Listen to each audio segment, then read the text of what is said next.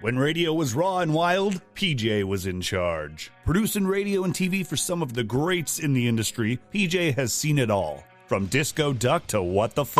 This is Streaming Legends with PJ. Yo, hey, so happy to have you all with us today. Excited to have my buddy Anson Williams on. You know him as Potsie from Happy Days, but wait till you find out what else he's been up to. I mean, lots of stuff, including his run-in with President Reagan, which is an incredible story. We get to that. How he got drunk with Ronnie Howard in Germany. I mean, all this stuff and so much more. You're going to love this episode. And please hang with us because there are a couple of glitches and it's just internet. You couldn't help it, you know, because we're zooming away here. But hang with us. We get through that and it's a great fun time. Here we go. Streaming Legends. Let's go.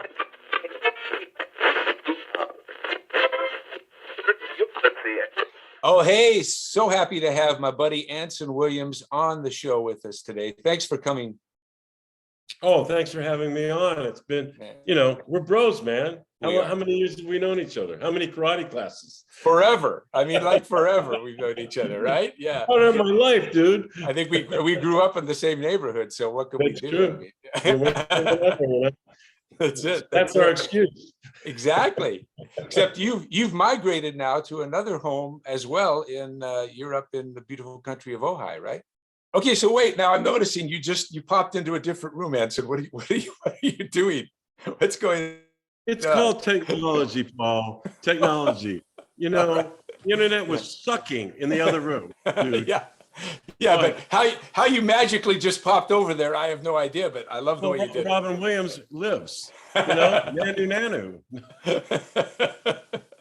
Hey, wherever you go, I'm sure wherever you go, whether it be up there or down here, wherever, you walk in someplace, they go, "You're Potsie, right?"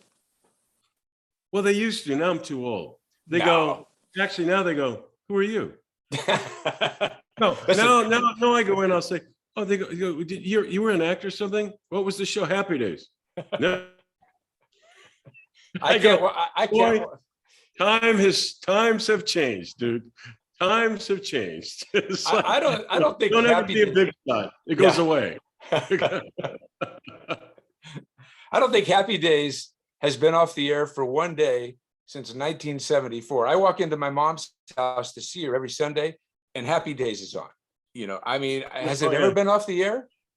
Never. It's all never. Not for a day. Kind of like I Love Lucy, you know. Except we had 5.5 more years of shows. Right. Yeah. But no, actually, it's kind of fun because MeTV's picked it up. A lot of these new generations are enjoying the show. They don't recognize me, but they're enjoying the show. Yeah. You can now be on the other side and kind of see how they all I've been directing since '85. You know. Yeah. I went behind the camera, so, but Happy Days was just. It was like a college. Gary Marshall, actually, it's Gary Marshall, Ron Howard. When we first started Happy Days, Gary sat us all down and he explained at one time of his life he wanted to be a teacher. So he said, "I want to use Paramount Studios as your college." And he sat down. He said, all your young guys are on this popular show. Use it productively. He said, "Learn to wear many hats so you can last in this business." He says, "If you want to, if you're interested in writing, come to the writing sessions, contribute." He goes, "If directing, talk to Jerry Paris, a wonderful director. I'll set you up any director that's on the slot directing. You can shadow them. You want to learn producing?" So it became a school. It is literally a school for us. Wow. So and I think the reason most of us are still in entertainment, still producing, still creating, is because of Gary. He inspired us to not get involved with what kind of wallpaper we have in dressing rooms. We got involved with taking advantage of the education, and it was just an amazing. It was, I mean, 10 years of just education. And they asked me, even with me, they say, "How did you learn to be a director, Anson?" Well, you're either born a storyteller or not, but the craft. I go, "Let me see. How did I learn to be a director?" I created a show. I see. So I watched Ron Howard because we produced together for quite a few years. I learned a few things from Ron. And then, I go, Gary Marshall says, they're shooting Chinatown on the back. You should go watch the director. He's popular. So I'm next to Roman Polanski asking questions. He didn't like me, but he sort of answered them. And then John Schlesinger's directing Day of the Looks. I'm watching. I'm with John Schlesinger. What are you doing? What's the lenses? What's going on? And then anything that's shot on that lot, I would be able to go and shadow the director. Yeah, that was my education in showbiz. And you've done so many great shows directing. I'm not even sure everybody knows how many shows you've done. Hundreds and hundreds of directorial shows. Charmed, Sons and Daughters. I mean, The Secret of Life of the American Teenager, which I'm still trying to figure out, by the way, with my kids. Hey, I directed and still don't know.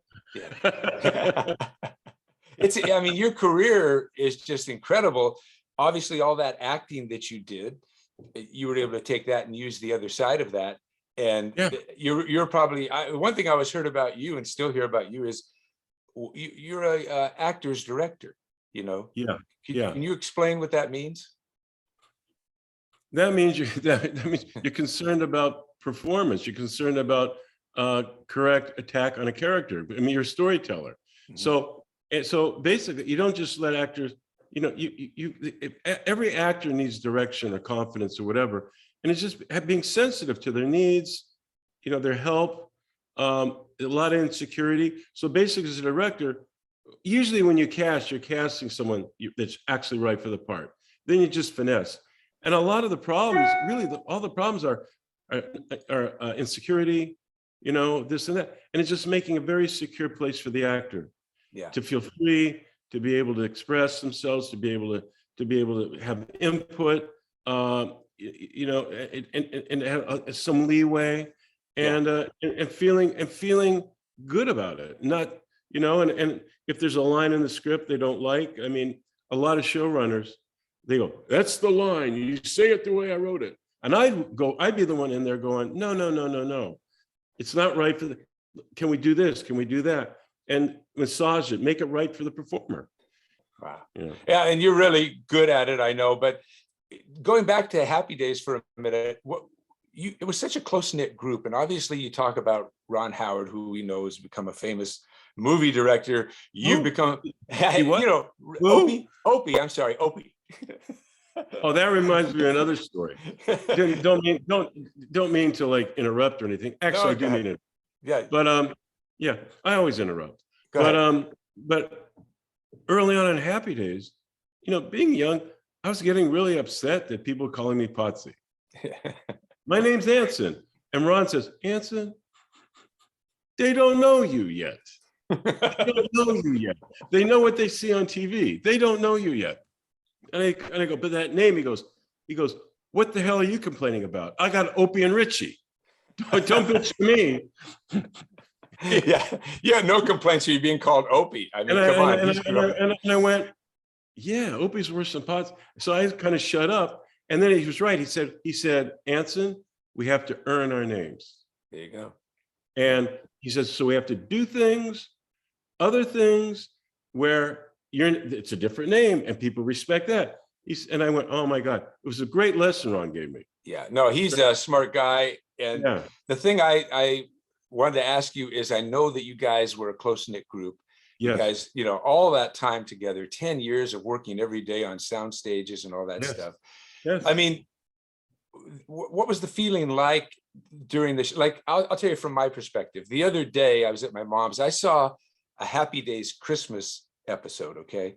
And it's the one where Fonzie's kind of sad and he's saying he's busy, but he's not. And he's in this little gas station cooking his own meal because he didn't want to say he had nothing to do on Christmas Eve, right?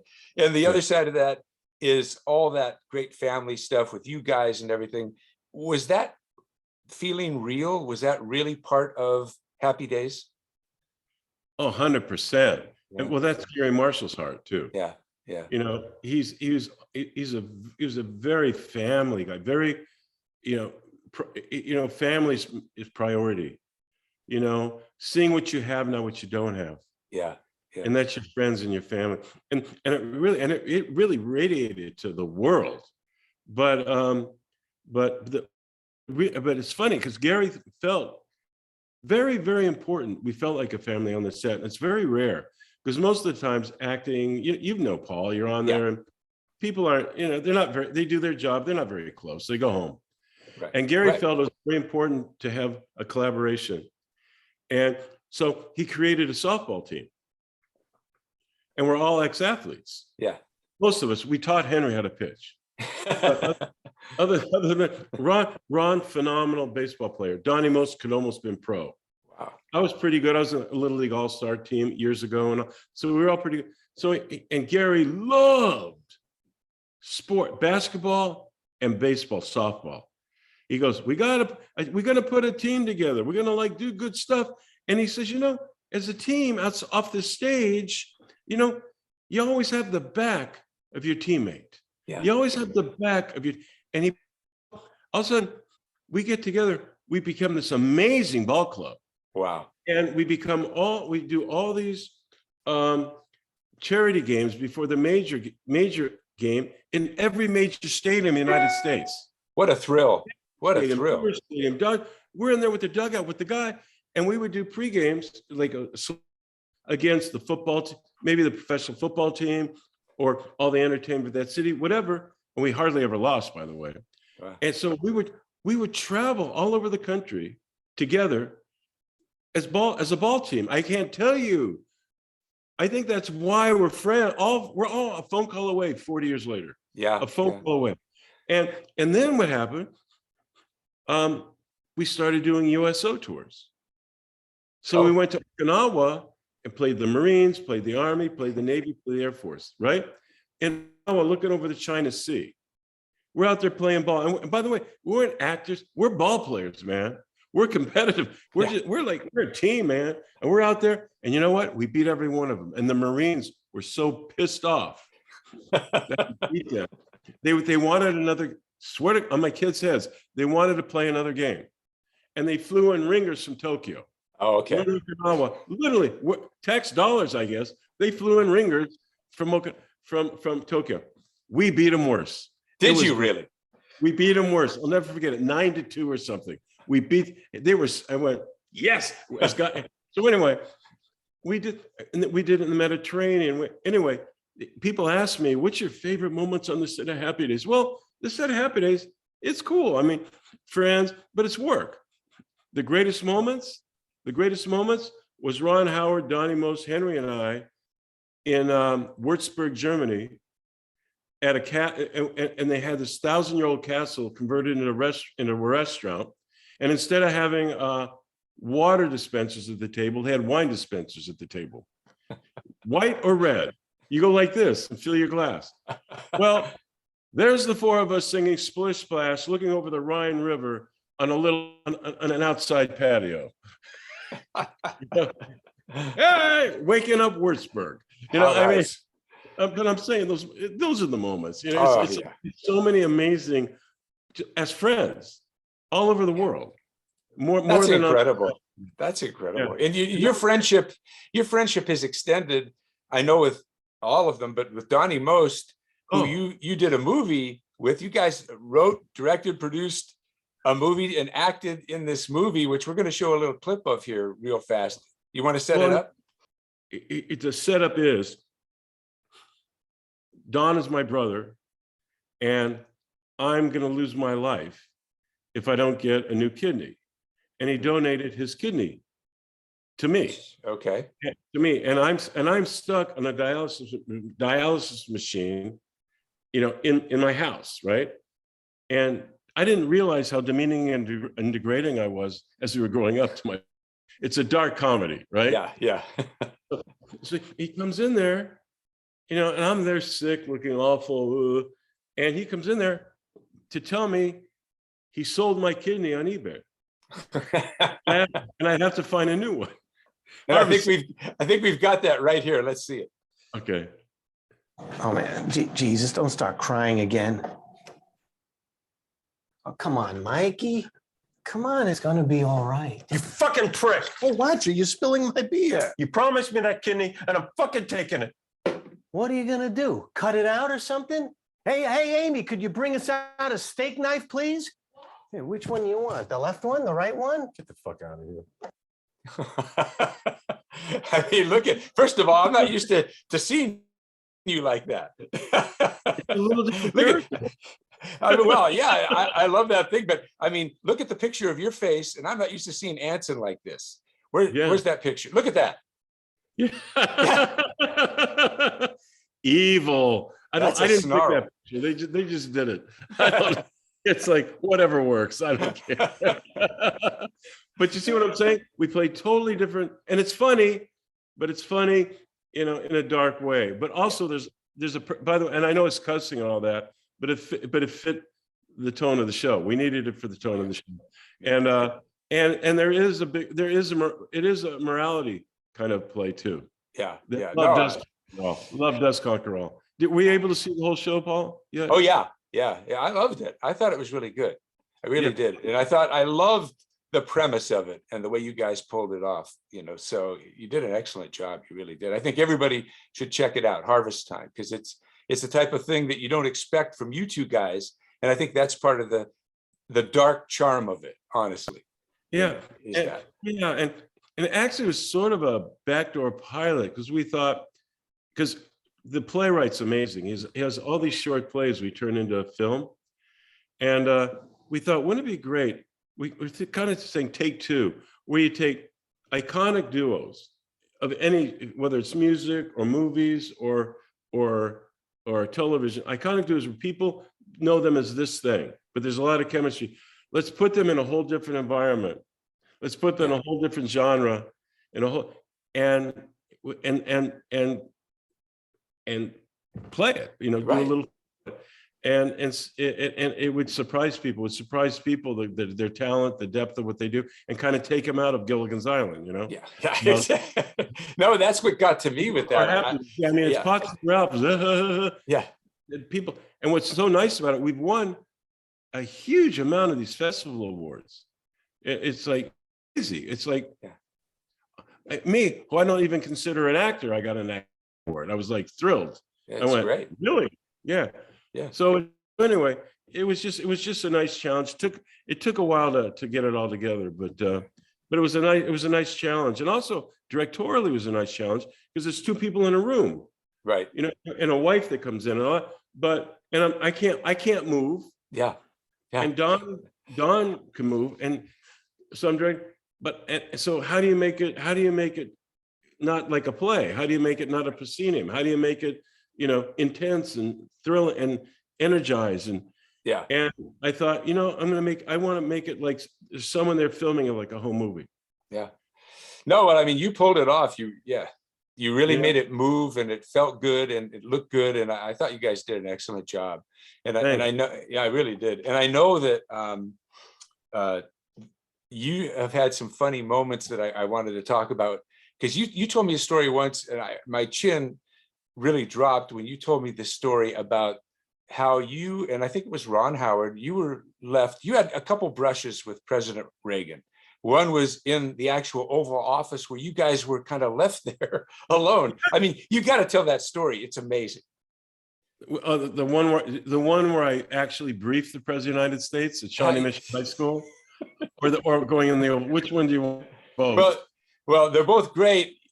I know we're short on time, but I mean, the Oval Office where you were left and you're in there standing around. One. But we can talk about the other one at school too, where you're waiting. I think Well, it's the Oval Office one. We had, Ron and I had optioned a book called First Lady's Lady, and it was written by Sheila Weidenfeld, who was press secretary and special executives, whatever, to the president, Gerald Ford, and Gerald Ford. Betty Ford. Yeah. So she was press secretary. In fact, she was the one that convinced her to come out with her problems and make it public. And so anyway, it was a great book, because it was like a Mary Tyler Moore thing. Here's this woman dealing with the most powerful family in the world, and she picks up McDonald's on the way home for her family. So it was this funny kind of 2-hour movie we're doing. And the writer said, I'd really like to see the East Wing in the White House. So I still know what the hell I'm talking about. Mm-hmm. So we call Sheila. She sets up a meeting in the East Wing with Nancy Reagan's press secretary, Sheila Tate. So we're in there. So we're in there and you're getting all this information. And then Sheila gets a phone call and she goes, Ron, Anson, would you like to meet the president? And by the way, I said under my breath, I already have, but that was after the others. Right. But I said, sure. So honest, they run us East Wing. It's a hell of a haul to the Oval Office from the East Wing. Trust me. Yeah. Hauling us through, blah, blah, blah, blah, blah. We get up, there's the Oval Office, but the Oval Office is strange. First, there's this kind of outside area.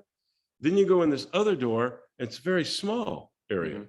And there's this woman's there, kind of older, with gold chain, goes, and a few chairs.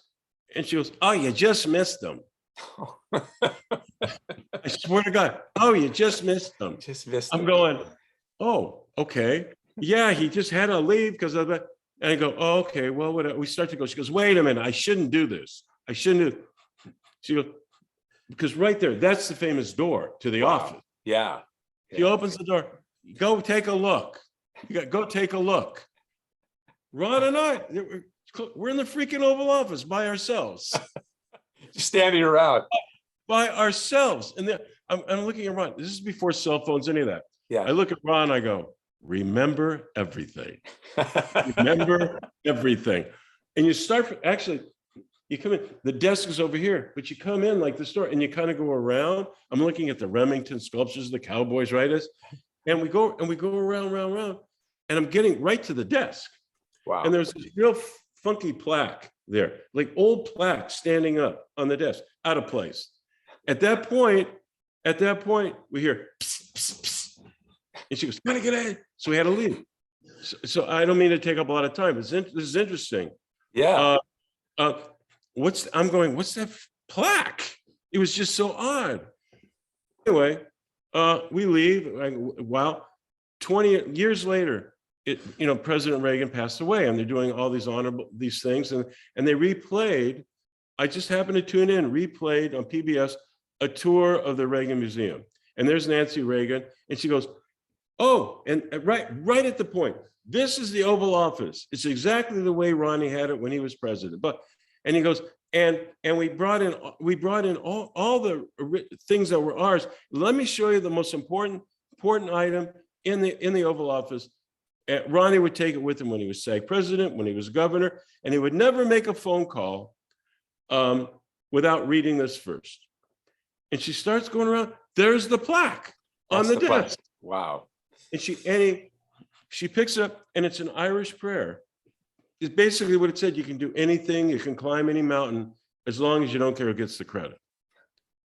And I went, wow. And wow. Yeah. And that was on his desk in the Oval Office. So before he made any call, he would look at that. And by the way, I'm a Democrat, okay? But I'm modern. And I so admired this guy. Yeah.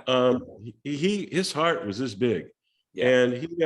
And he would if he called anybody, he'd look at that and always remember, the deed is first. Right. Don't put your ego in front of it. And boy, that hit you hard. Yeah. But that wasn't the first time you had a brush with President Reagan. You actually met him before. Well, here, this really made me love this guy. I don't agree with all the politics. I didn't agree, but as far as a man with a heart sitting there in that Oval Office, this is who you want, because I had done a film. I wrote a film called Skyward, and Ron directed it, starring Bette Davis, and it was it really helped the disabled access in this country. Anyway, I got, if I would do a keynote speech in Shawnee Mission, Kansas, at Shawnee Mission High School. They call it, and it was, and every year they have the Association of Student Leaders, all the student body presidents, head of council, high school kids, they go to this convention in different places in the country, future leaders, all high school. And I was going to do a speech on leadership at this event. And I thought it was political. I go, oh, well, no. They go, no. You're going to do your speech in the auditorium. Afterwards, an hour later, the president's going to do a speech in the gymnasium. I go, great. So I go down there, but the night before, I went to this little party with all the leaders. So I got to talk with everybody. And there was this young girl there, charismatic and smart and just so nice. And we're talking, and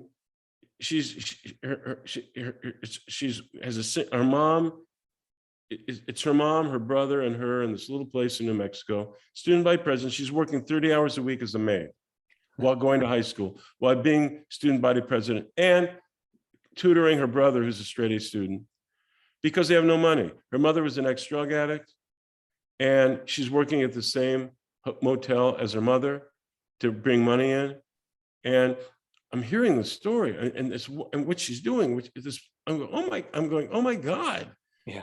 What a tremendous, and I'm going, wow, I was just moved like crazy. Anyway, talk about divine intervention.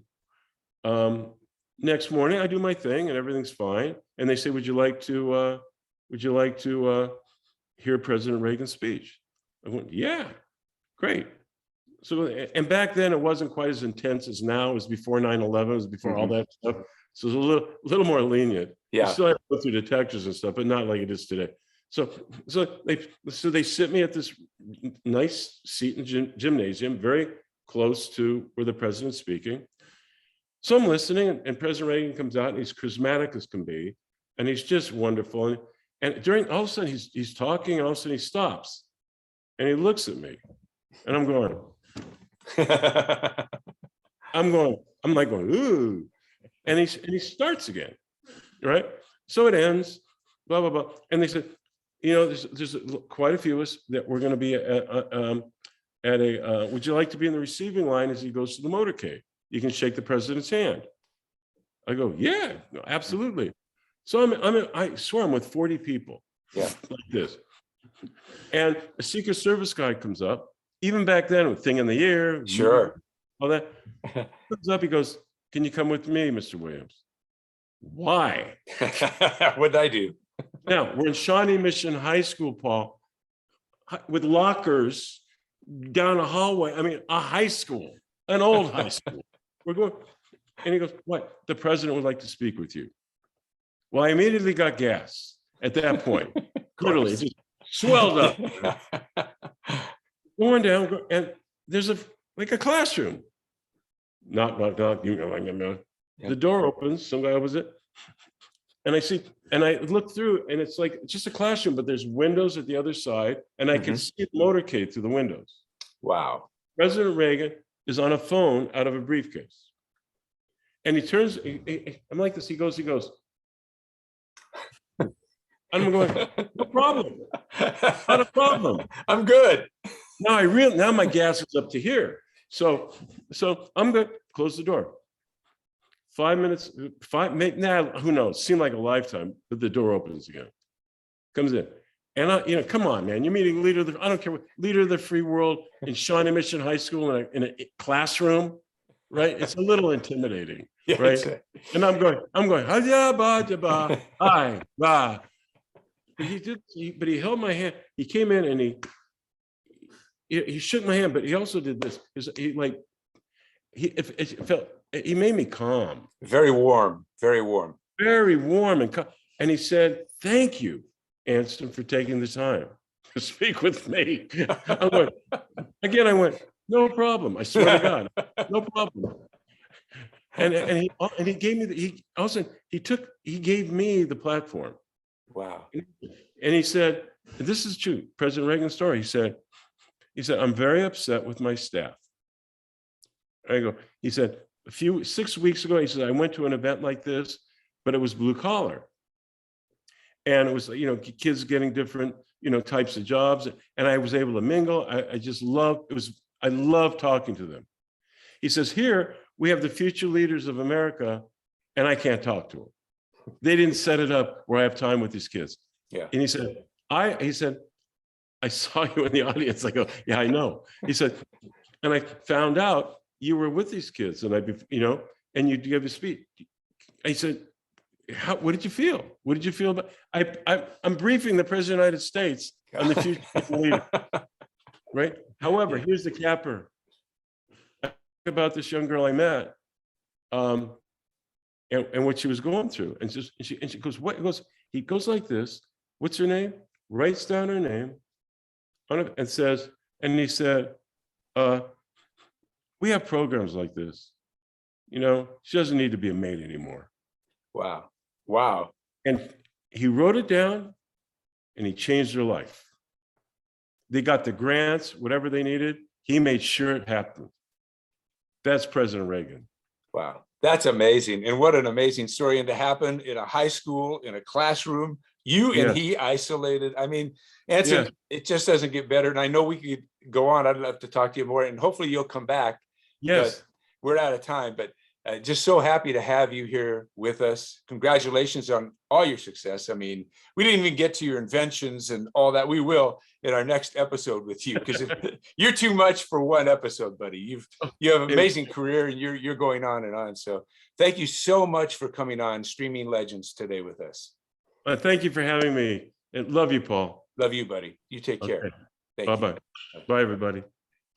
Thanks for listening to Streaming Legends with PJ. Make sure to subscribe and leave a rating and review. And don't forget to recommend the show to a friend. For more podcasts and online content, go to thisisfunner.com.